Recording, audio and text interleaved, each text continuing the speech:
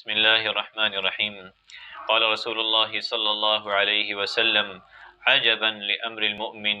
إن أمر كله له خير وليس ذلك لأحد إلا للمؤمن إن أصابته سراء شكر فكان خيرا له وإن أصابته ضراء صبر فكان خيرا له رواہ مسلم او کما قال علیہ الصلاۃ والسلام۔ نبی کریم صلی اللہ علیہ وسلم نے فرمایا کہ مومن کا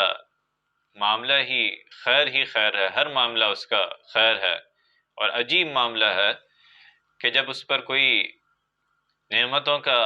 جلوہ ہوتا ہے، اس پر اللہ کی نعمتیں ہوتی ہیں تو وہ اس کا شکر ادا کرتا ہے، اور وہ اس کے لیے خیر ہے، اس کے لیے خیر ہے، اس کے رب کے لیے باعث رضا ہے۔ اور اسی طرح جب اس پر کوئی ایسی آزمائش آتی ہے،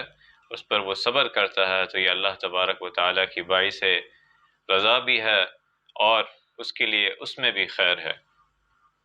عجبا لامر المؤمن،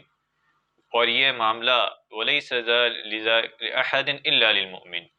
کہ مومن کے علاوہ اور کسی کا یہ معاملہ نہیں ہے کہ اس کے ہر معاملے میں خیر ہی خیر ہے،